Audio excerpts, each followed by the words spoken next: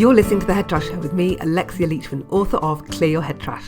Head Trash is the home to the head trash clearance method, which you can use to get rid of the fears, stresses and anxieties in your life.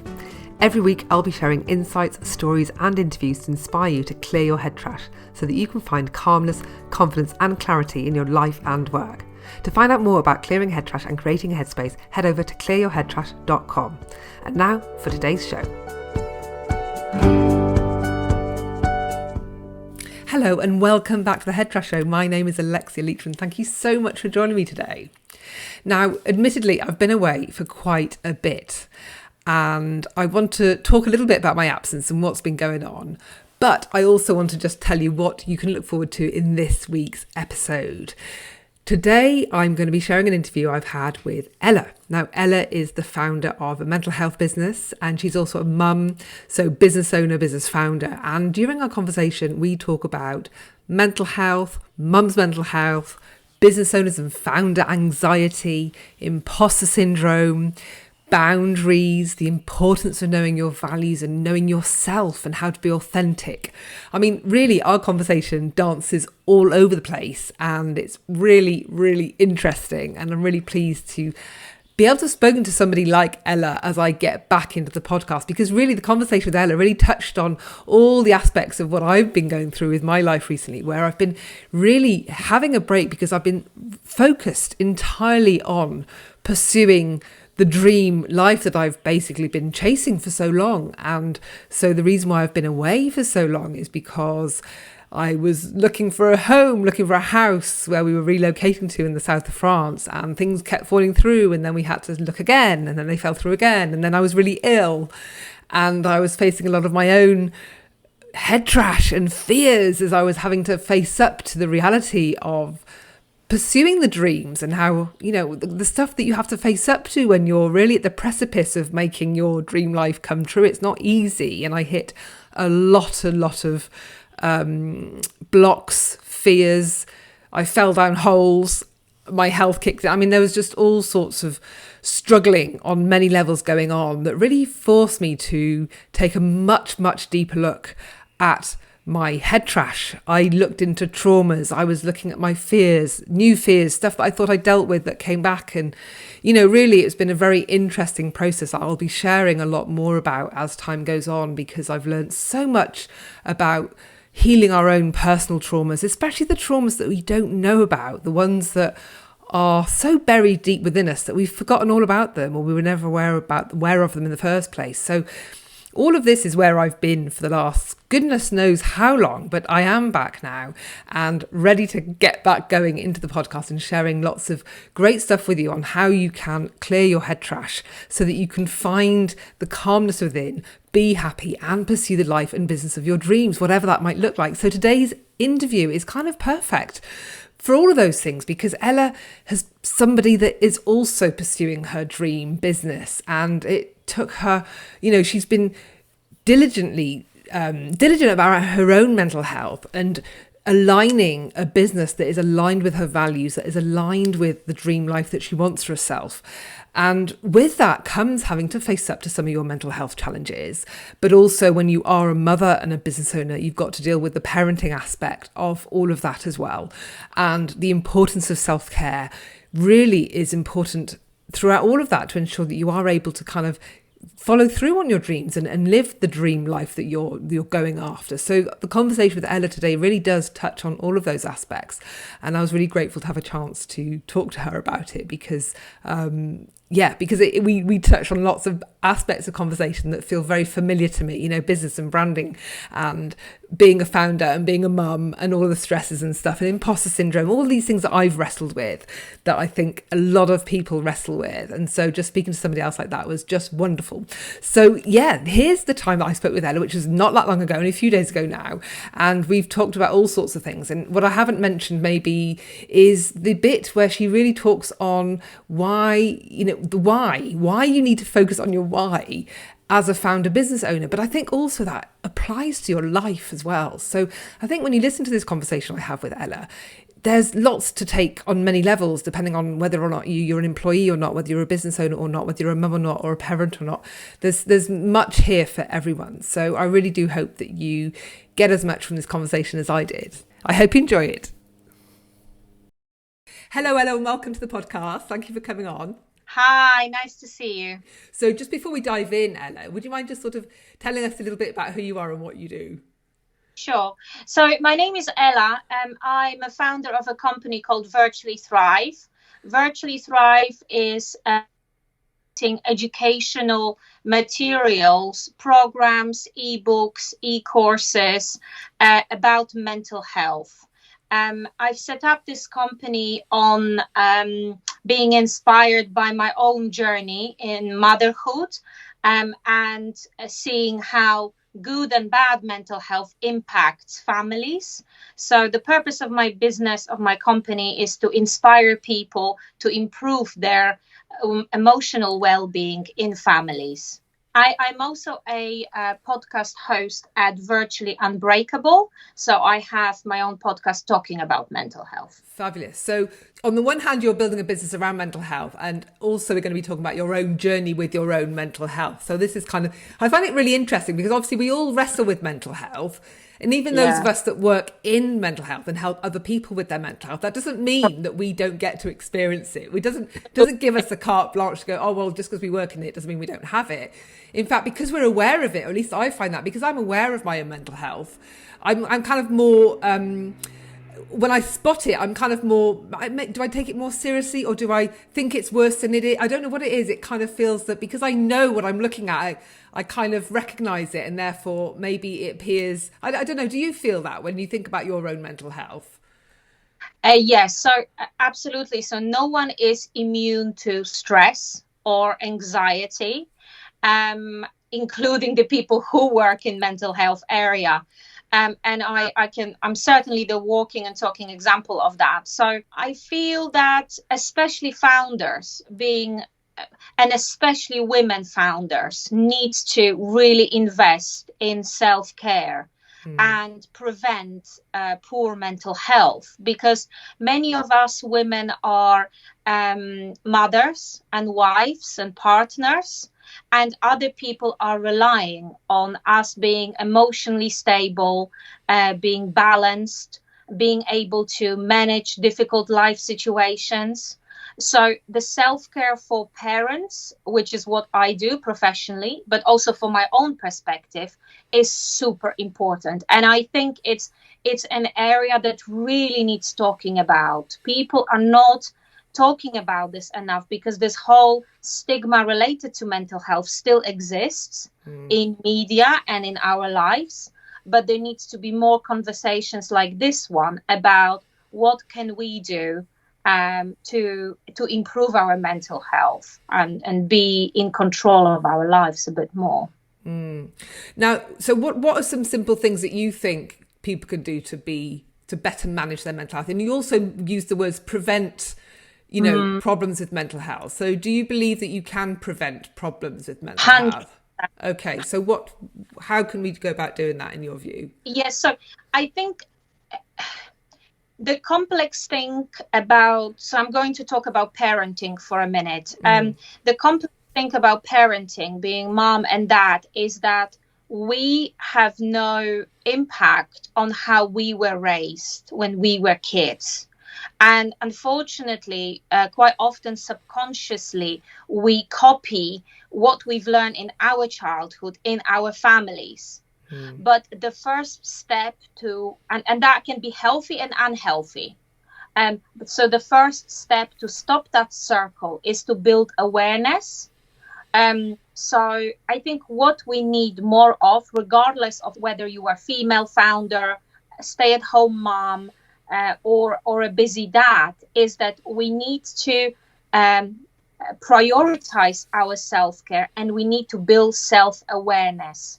And what I mean by self-awareness is we need to try to get to know ourselves better, to understand what is it that we need in life. So we need to stop thinking like everything's always okay and play this, live our life through somebody else's expectations, for example, our parents' expectations or the expectations of society, because we need to stay more true to ourselves, get to know ourselves better, and build this awareness to recognize this is what I need, this is what makes me really angry. And once we build that awareness, we are able to move to the next step, which is learning how to manage what upsets us or what stresses us out. And I feel from my own perspective that most people get stuck on the step one, which is they don't have the awareness that they are, for example, overreacting, or they get really wound up by a difficult child behavior of their child. And I feel like the wisdom and the true power is in stopping yourself in that moment, taking a deep breath and just not reacting.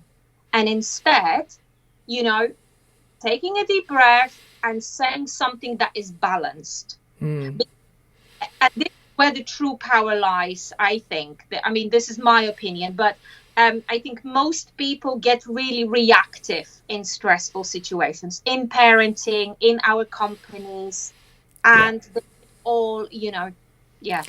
And do you think, what about the desire to want to improve oneself? So I think there are many people that maybe reach middle age or the age where you might be starting companies and having a family. And I know I started my company when I was a new mum as well. So I had those two aspects of life really culminating together. And there's also, as a late mother, I was closer to middle age than teen at that point. So, but some people reach that point in their life and they haven't really taken a moment to look at themselves in that way, or to consciously raise their self-awareness, or that maybe they're aware that they get stressed by X, Y, and Z, but they don't necessarily take the next step, which is, right, I need to sort this out. Like, I really want, how can I address this? How can I stop doing this? How can I? And some people maybe do just stop at the awareness point and don't maybe take the next step. What do you think? Absolutely. And loads of people do that, if not majority. And that is because to most people, change is scary. So, and they are not comfortable. They don't want to get out of the comfort zone. So, we people are creatures of habits. We live our life through our behavioral patterns that we've built based on our previous experiences, our childhood, our negative and positive beliefs. So once the habit is formed, we just continue it. And it takes, I can't remember correctly, but I think it takes on average 3 to 6 months to build a new habit to the extent where it's like really strong. And then you have to cultivate those new habits. So in this case, by new habit, I mean practicing self-awareness, for example. So what you just described is a classic human behavior. People are not quite happy with their life. Maybe they're not that happy with their job or with their relationship. And sometimes they just get flustered and overreact in a situation. And then afterwards they feel really guilty, or they feel really bad. Don't know, oh gosh. And then they just ignore the whole thing. Yeah. And then just let it just go away. But the true, you have to make a decision. If you want to have a real change in your life, in any aspect of your life, you need to acknowledge that you have things to work on. And once you've acknowledged that this aspect or that aspect of your personality or behavior needs to be worked on, the key is to take the next step and actually do the work and practice the opposite behavior. Perhaps getting less angry or getting less reactive. Practice taking a deep breath before you say something. So most people know something's not right, but they don't have the courage to take the next step, which is the action. Yeah. Right? And you're right, it is courage. And it's also about taking responsibility, because you need to take responsibility for yourself. No one else is going to fix you. You are the only person who can fix you. And you need to want to fix you. You need to want to do that work. No one, and I think some people have family members that are trying to persuade them to do, be more healthy, or, address their mental health. But until you step forward yourself and choose to do the work, then it's not going to change. So there's that. So that requires courage, because I know, I've been working on myself quite diligently, well, obsessively, I'd say, for a while, because I've had a lot of stuff to sort out, as I'm sure a lot of people have a lot of stuff. And some of it is terrifying to do, because, and there's one thing I've been looking to do just this week, actually, that's just been really stressing me out, just the thought of doing it. And when it came to doing it, I was just in a real state. And then, and when I did it, it was fine. Like, I just had built it up in my head to be so big. But the minute you stare at, and I know this, the thing is, I know the minute, it's like a shadow. You think about the shadow, there's some scary, some kid stories. Yeah, exactly. It looks like the shadow of something looks so much bigger than the actual thing. And the minute you eyeball it, the shadow disappears and you can see that it's no way as big as it was. And that happened to me this week. And I should know better, really, because I've been doing this for so long. But it's still, because when it comes to your fears and your anxieties, there's the logical mind doesn't care. The emotional system has kind of got a whole new energy and power of its own, that the rational mind can say anything it wants, and it just doesn't matter. You just got to have the courage to take a step forward, right? So the interesting thing is, and I've spoken about this in one of my recent podcast episodes, is how self-esteem, the courage, and desire to change is all related. And it is, and also the negative self-talk. So we all have this inner voice, and some people are aware of it, and some people are less or not aware of it. But this inner voice is this little voice in our head. This voice is very often making decisions on our behalf without us knowing it and recognizing it. And this voice is very often negative. And the reason it's negative is because it's trying to prevent us from getting in a risky or dangerous situation. Because whenever we experience something, that experience gets stored in our subconscious mind. And there are emotions related to that experience. And so our mind remembers every time the same or similar situation occurs that we already been in that situation, and is trying to prevent us from making a mistake or getting ourselves into a danger. So our mind is actually designed to protect us from risk and danger, and not designed to help us create a life of our dreams.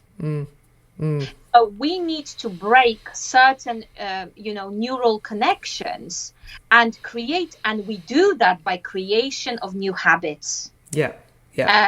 And it takes some time, like I said, to create those new habits. But there is a big step in between realizing I've got something to work on and actually getting it to the point where I'm more or less happy with it. And that big step, this big gap, needs to be filled with practice and courage and taking responsibility. Aware also that our inner voice is very often just building awareness about that inner voice and not letting it rule our life when it's trying to prevent us from getting into dangerous situations. Now, you talked about creating the life of your dreams. So just think about your life at the moment, and you've started a business. Is that part of you pursuing your dream life, is having a business that you love in that way?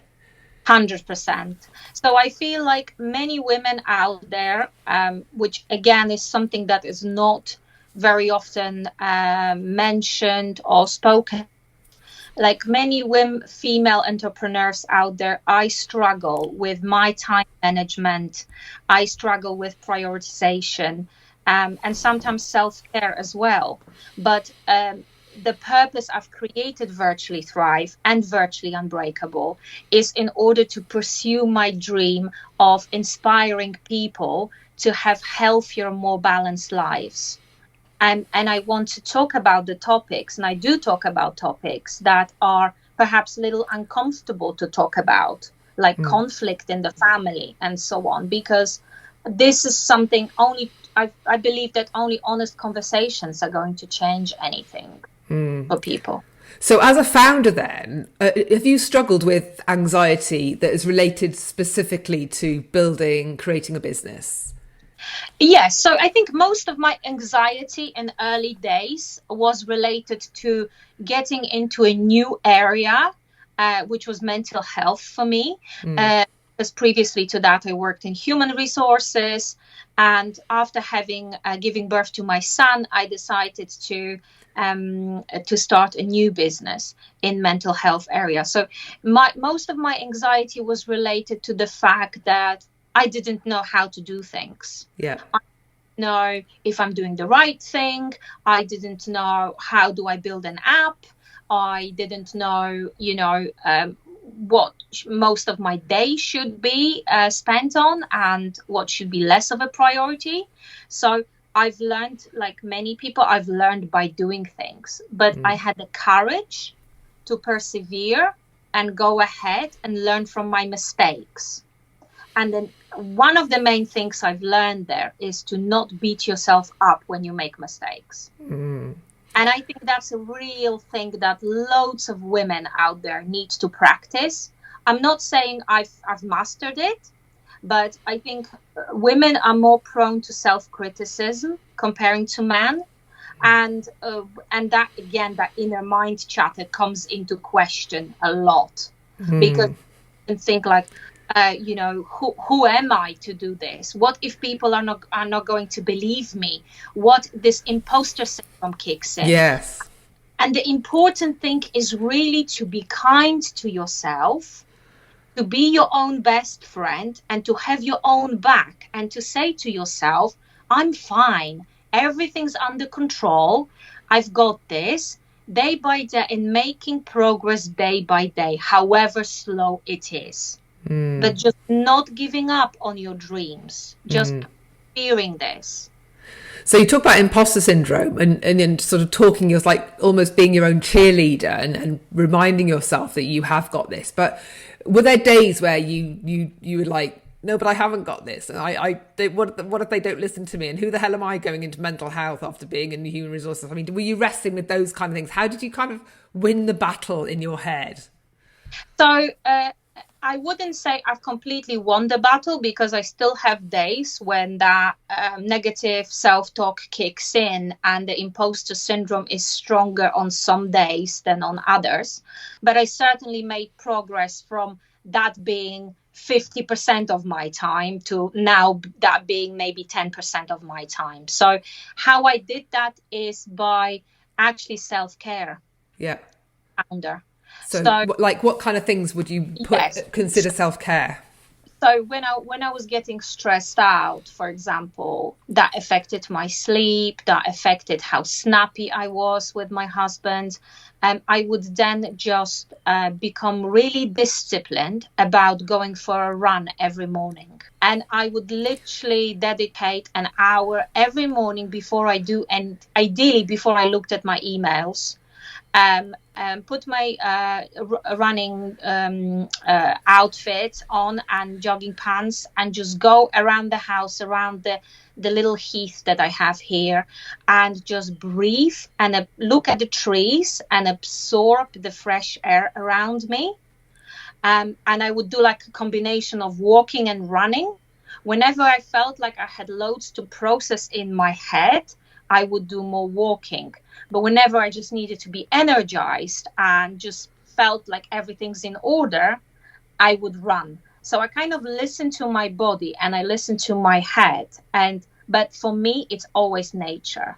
It always works. As I get outside the house or outside my office and I look at the trees and I look at the sky, I recognize that I'm just a little element in the universe, and the problems that I'm facing are not that big. I can handle them.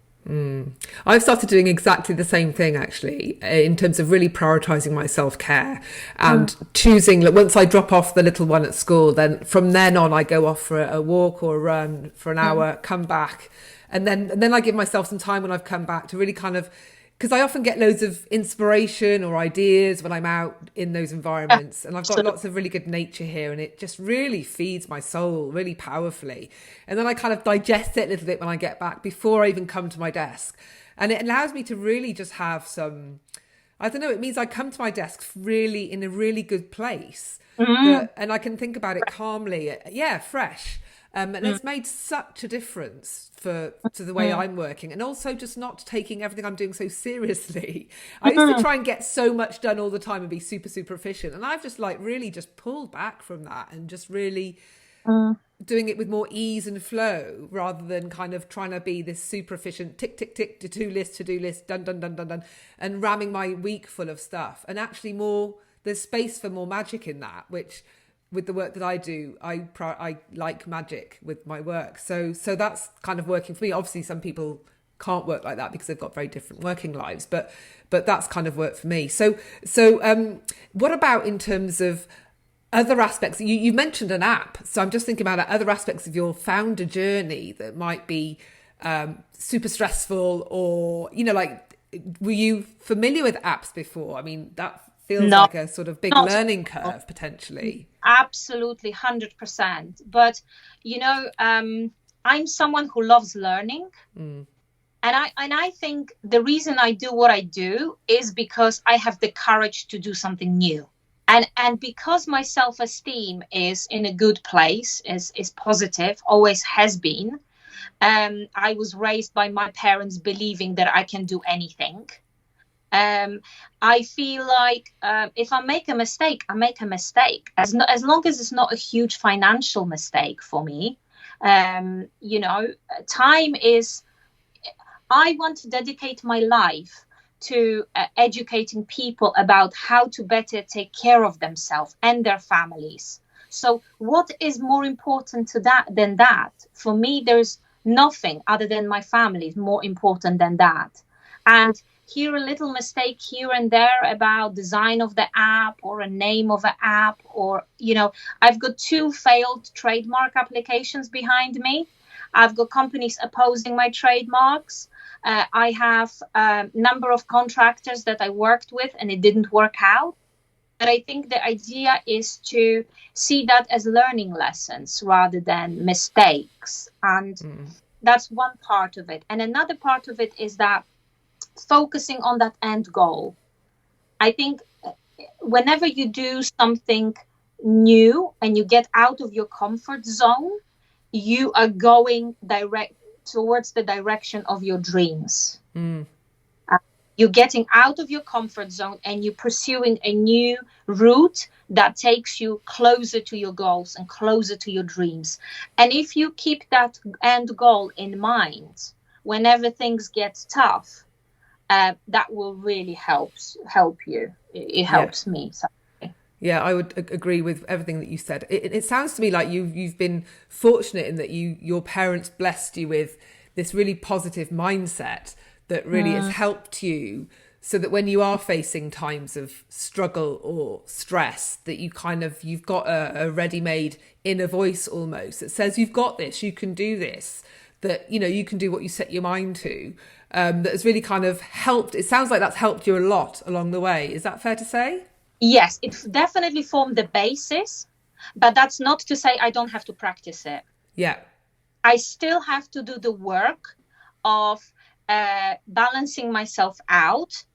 I'm married. I have a young son. He's 5-year-old. I still, like every relationship and every marriage, I have my issues with my husband. I'm not going to pretend life is rosy. It isn't rosy for anyone. So I still have to practice my responding to things in a healthy way, positive arguments, like knowing how to argue in order not to self-destroy. So I still practice those, but very often it's not just that you practice something, you just acknowledging when you have a reaction. So for me, it's the acknowledging that I get really wound up when someone says something, but it's the ability to then, once I acknowledge it, to then not say anything. Yeah. So to be mindful, it sounds like it's Yes. mindfulness, like you're being Yeah. mindful in your behavior, and you could be angry, but you choose not to. You could react, but you choose not to. You've got that kind of discipline. And that's because I've learned from all the research I've done and my CBT therapy qualifications that the more you focus on the problem, the bigger the problem gets. So I'm not saying distract yourself. I'm not saying when you're having an argument with your partner, distract yourself with a different activity. Just instead, I'm saying remember to take a deep breath, think what you want to say, and perhaps go outside, take 5 minutes for yourself, and then have a conversation when you're in a calmer place. Because at the end of the day, it's affecting your health as well as it's affecting their health. So you're not doing yourself a favor by reacting in a really angry way, for example. Your health is going to suffer, and then it's going to take you time to cool off. So in the long run it's not worth it, but it's not easy not to react. So Sure, for sure. yeah. And what about with your little one then, your 5-year-old? How do you find balancing being a mother of a 5-year-old that can be quite demanding depending on the child, and school hours and childcare, like managing that and the business? Are you the one that kind of steps in when there's a need, or is that your partner? Do you share that? And how do you balance the boundaries, I guess, with your business? Because the self-care really is around having really strong boundaries as well, and making sure that you have got your time, that your business has the time and attention. How do you manage all of that? It's very challenging, but I have to say I'm lucky enough to have a husband who fully supports me in what I do, and that's without any questions. So he is really supportive with regards to childcare. So actually, my son is still 4. He's going to school in September. He's still in a preschool right now. He's going to turn 5 in a few months. So at the moment, I don't have the school out, the classical school hours. However, we are already talking about this, and we are already planning how it's going to look, and we are going into that conversation with eyes fully open and ears fully open, rather than having some a fluffy conversation and ignore the problem. And I think that's where we are really good at, is we're able to tackle life's challenges in a mature way. And I think that's really important, to have your husband or partner as a true partner to support Yeah. you in your life.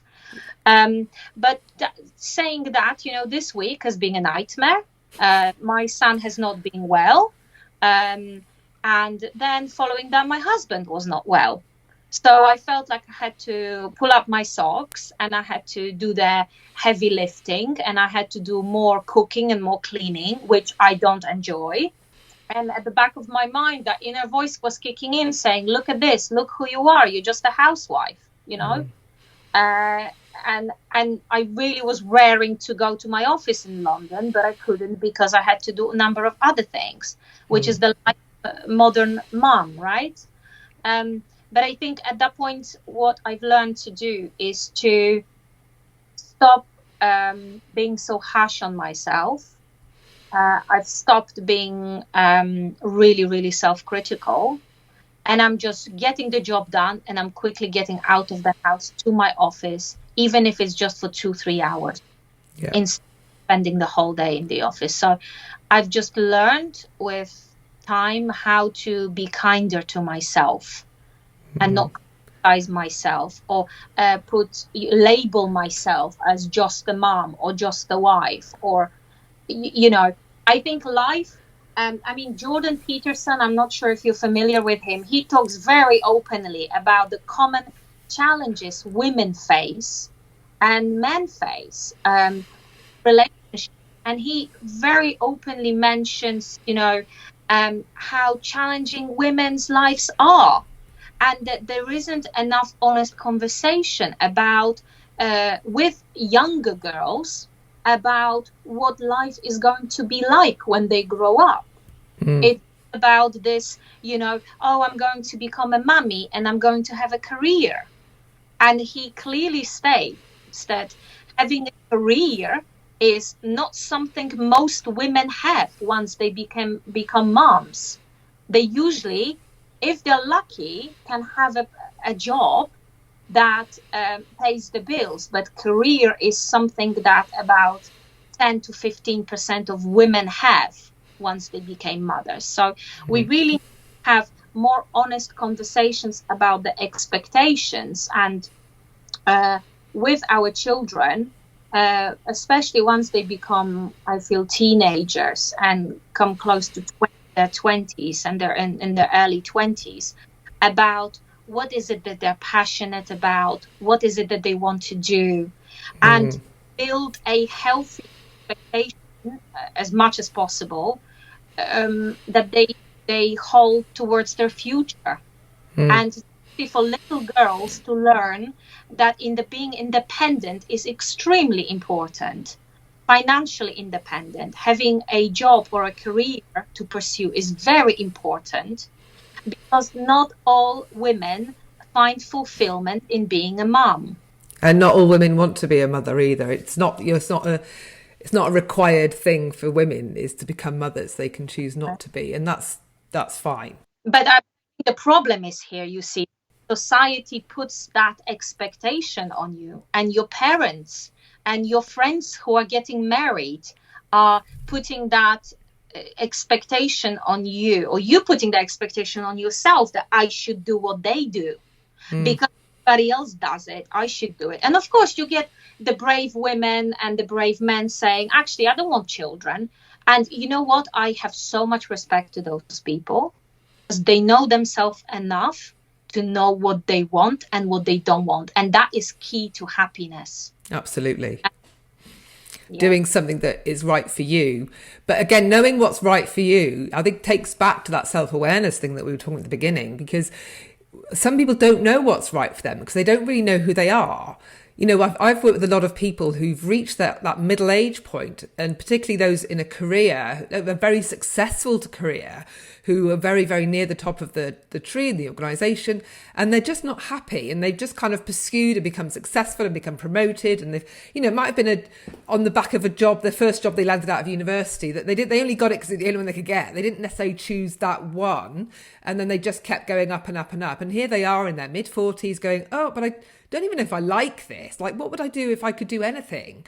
Well, actually, who am I? What are my values? What's really important to me? And with a lot of people that age, I end up sort of just going back to basics, because they've kind of been so busy with life, so busy with the long commute, the long hours, the family, whatever, that they haven't really had that chance to really look at them and take the chance to focus on themselves. And that can really be where you discover what you truly do want, what is truly going to make your heart sing. And you might be a successful executive C-level suite or whatever, and find that actually you'd much rather be a windsurfing teacher out somewhere sunny and on a beach, and not be working 12, 14-hour days. And then you start wrestling with but then what will people think, and all of that, and that brings a lot of sort of head trash. That's what I call it. The head trash comes in, and you need to wrestle through that, wade through all that to kind of find out, well, actually, what's really important to me? What's going to make me really happy? What are my life dreams? What's important? And who do I want to be spending my time with? What's the environment I want to be in? Because again, a lot of people get sucked into these environments. They need to be for the work that they do, to earn the money, to pay for the things that they need to have, because the pressure of society leads them to do all that. And actually, they're living in a place that's not great for them. Maybe they don't have access to nature in the way that could make them feel great, to help them connect to what's really important to them. And it can all feel a little bit out of control, a little bit sort of stuck in the rat race kind of thing. And to sort of put the brakes on that and to go, hang on a minute, let me just pause for one moment and just reevaluate what it is that I want to do. And then again, the kid conversation could come up at that point. They might be finding that, oh my God, if I don't have kids now, it's too late. I've got to make a decision. I get a lot of women coming to me at that point that are facing fears around pregnancy and birth, and whether they want to let go of the life that they've already established, the relationship that they appreciate so much in their life, and how that might change with the arrival of children. And the children conversation is such a big one, and such a big thing to consider, because you can't get out of that once you've made the call. It's a kind of, once you've committed to it, you're on the train. You can't jump off the train. Well, you can, but that leads to very messy life situations if you do that, which of course some people do. But it's a big. And then what if you don't like being a mother or a parent? What if you don't bond with your baby? I mean, there's so many questions that people are facing when making such a decision. But I think having that self-awareness and going back to what's really important to you really helps you to make those kind of decisions. Yes, this is such an interesting conversation that we are having. And the reason it's interesting is because I think it relates to 99% of the population. And there's one thing I can recommend that worked for me, worked for my husband, worked for a few other people that I know, is get that self-awareness comes from getting to know yourself. And that getting to know yourself as a process can be time consuming and can be considered as an investment. And most people don't have time to get to know themselves. Or most people only know what they don't want, what they want in life by experiencing what they don't want. And there's one thing that I would 100% recommend is doing a value determinations exercise. So everybody has a value system. It's something that most people don't know about, but we all have our own values, our priorities. And what we value is the most important thing for us. And for some people, it can be a happy marriage. For others, it could be being a mom. For someone else, it could be making a difference in their community. You might have heard of Dr. John DeMartini. He's an American author, public speaker, and human behavioral expert. And he dedicates his life to teaching people how to get to know themselves better, to live the life of their dreams, to fulfill their destiny. And he says one thing that is really cool, that really stuck in my head, which is if you don't fill your day with high priority actions, you will fill your day with low priority distractions. Love it. And he wrote, among many other books, he wrote a book called The Values Factor, where he talks about the importance of getting to know your own values, and then how do you prioritize your life so that you can live according to your highest values, not somebody else's highest values. I think the important thing about being aware of your values as well is so that you can, what you've just said is live according to your values, which is about being true to you. So some people, I know when I've done a lot of work with people around helping them to become aware of their values, and I do an exercise with them where we put out a questionnaire to people in their network. So they're close, the people that are very close to them, people in more acquaintances, and then people maybe that they just know online that maybe they've never actually met, just to get a sense from what do other people think your values are. And that can be very, very interesting because an individual can think that they have, let's say, family as their value. And yet people on the outside might go, oh, it doesn't look like that. For me, it looks like your values are success and achievement and blah, and because there's a real mismatch between what you think your values might be and what other people perceive your values to be based on your behavior. Because if you're not behaving in accordance with your values, then you're kind of a bit you're disillusioned as to who you are. You don't really have a clear idea of who you are, and you're not authentic. That's where inauthenticity comes through, because you think you're X and everybody else sees you as Y. And that's why people have a weird vibe when they meet you, because you're not being true to you. There's a disconnect that they can't quite put their finger on. So doing this values exercise, I found, is really, really powerful, because it helps you to just be real, be true to yourself as well. If you think that family is your most important thing and you work 60-hour weeks, and when you have a day off at the weekend, you're doing something like, you're off sailing or playing golf, then is family really important to you when they don't see you? And they might go, oh, well, I'm doing all this to earn the money for the family, but they want to connect with you. They want to be with you. That's the most important thing. So having that realization that maybe people aren't living what their values are. And then when they realize maybe what their values are, they go, oh, so this is actually who I am. And now I can turn the dial up on this. And then it enables them to be a lot more potent version of themselves, like a more concentrated version, which may lead to some people being more into them, more, you know, closer certain relationships become, and others might just get completely switched off at that point and Yeah. and spin out of your vortex almost, Yeah. because you're no longer aligned, and that's perfectly fine. You know, Yeah. people aren't going to resonate when you start being true to you, and people, you just got to be okay with that. But that's, I think the value exercise can lead, you know, can really help you in those ways, and that's what I've observed a lot in the clients that I've worked with. Yes, I completely agree. I think that being true to yourself and living according to your highest values is a complete key to happiness. Yeah. There is no way you can be happy if you're living according to somebody else's values, or something that you have to do. So when you are ready to observe yourself, to see how you are reacting, to very often that manifests in people becoming really getting a burnout with their current job and quitting their job as a result of it, or having a heart attack and deciding, I have to change my life, this isn't worth it. So very often people come to that point, that really far point, before they decide, actually, I want to live my life now. But it doesn't have to be so late. You can just, by spending more time in nature, by switching off, by meditating, or taking a long hot shower or a bath, or doing some gardening, you can just, or maybe having a walk with a friend, you can just balance your mind a bit more and quiet your mind a bit. And that's when you're going to realize, actually, this makes me really happy.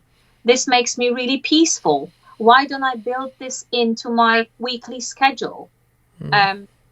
Before your relationships suffer and before your wife had enough of you. Yeah, or husband. Yeah, exactly. Well, Ella, this has been a fascinating conversation. I'm just wondering, is there anything else? Because we were talking about anxiety, and we were initially talking about founder anxiety. Is there anything else, maybe from the entrepreneurial perspective or from the business owner perspective, that is worth sharing or talking about? Just, you know, that comes to mind as we've had this conversation. I think the authenticity thing kind of is relevant here, because some people get drawn to starting businesses that don't line up with their values, and that can, they almost start something that thinks that's going to make a ton of money. Oh, this is brilliant because there's an obvious market opportunity here, and I'm just going to chase it. And they chase it for a while, but then suddenly they feel like it's taken them away from themselves almost. And then that can almost lead to sign of some sabotage on a very subconscious level, where it's not aligned with who they are. I mean, it sounds like the business that you've created is very aligned with your values. And do you think that's really helping to give you more ease or momentum, or reducing the stress, or? Yes. The answer is yes, and that's for two reasons. So number one is, I recommend, and I do that you, as a founder, you focus on the why. So you don't focus on the product you're building. You don't focus on the design of the product. You don't focus on your customer. You focus on, why are you doing this? What is the purpose? And once you focus on the why, everything else falls into place. So for me, that why is really big. It's to reduce the mental health crisis, and it's to break the stigma related to mental health and help people improve their well-being. So my why is huge. And that why will really drive you and will help you through your bad days in the business. And number two, that really helps me, is finding empathy and understanding my customers. What you just described there was actually, I think, a classic schoolboy error, I would call it, that most founders make, but they don't realize when they make it, because they're so driven by money or their own career progression, that they just build products and build services that perhaps have lots of potential from a financial point of view, but fundamentally they don't succeed in the market, or somebody else comes in the market and beats them to it, because the other company understand their customer better. And by understanding the customer, I mean being able to empathize with the customer.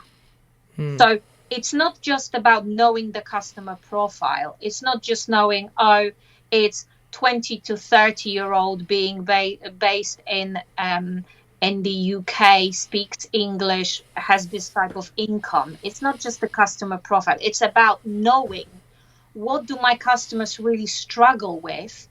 To what extent does it affect their life? And how can I change that? How can my product change that? And how can I translate my message on social media and in face-to-face meetings to really send a clear signal to my customer that I'm on the same page with them, that I understand their pain and that I'm there to help them with their pain.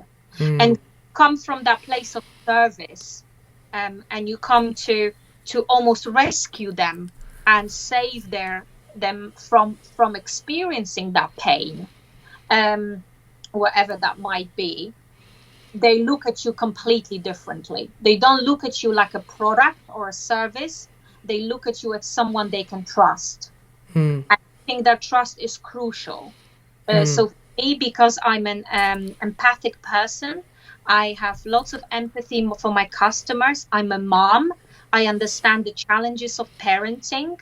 I can empathize with my customers, most of whom are parents, and understand how the poor mental health in their children affects them. So having those conversations, and doing more research about your customers, having honest conversations with them about what affects them and why, before you jump into spending loads of money on developing a product.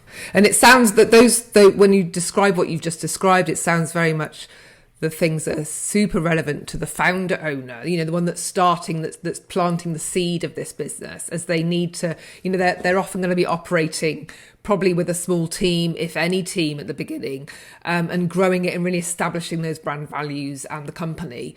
But then as it expands, maybe newer people come in, then that suddenly other people start taking over and doing things for you. But it sounds like it's very much a founder thing that enables you to establish something really strong at the outset that has got the foundations to grow. Without those strong foundations, it's less likely to become this bigger organisation that will bring other people in and therefore succeed in the world. Yeah, I think 100%. So I think when the company grows, it's even more important to focus on the why, because that why is a common goal, becomes a common goal for all employees. Yeah. Including their senior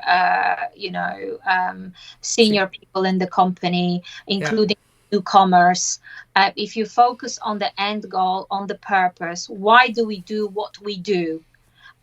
Everybody can focus on that and treat that as their purpose. And in fact, it comes back to what we've been saying the whole time, which is about being authentic and aligned with your values. And as a business, those values are really important to be aligned with, so that everybody in the company can align with the company values. And you can hire according to values to make sure that everybody that joins the company is aligned, and that it feels a great place for those people to be, that nobody's there working in conflict with their values. So kind of having this awareness, this self-awareness as a founder, self-awareness as a business owner, self-awareness as a brand owner, on what your brand's values are, what your personal values are, what your founder values are, what your parental values are. Having awareness on values on all those levels, I think, is super, it all comes together, doesn't it? And if you haven't got that, then things are going to start falling apart a little bit, like Lego. Completely, like Lego's not been connected properly, kind of thing. I'm just bringing in kids Lego because I just see Lego everywhere at my end because my kids love Lego. Oh yeah. Well, listen, Ela, it's been fantastic having a conversation with you today. Now, if anybody's interested in finding out more about Virtually Thrive, where can they track you down? And tell us the name of your podcast again for us, please. Sure. So I would recommend listening to my podcast on Spotify and Apple Podcasts. Is called Virtually Unbreakable. And there is a new episode released almost every week. So Virtually Unbreakable on Spotify, and my website is virtuallythrive.com. Thank you so much, Ela, for coming and having a chat with me today. It's been fabulous. No problem. Pleasure talking to you. Take care. Thanks for tuning in. You've just been listening to me, Alexia Legion, here on The Head Trash Show. If you enjoyed the show or the book, Clear Your Head Trash, I'd really appreciate you leaving a review on iTunes or Amazon.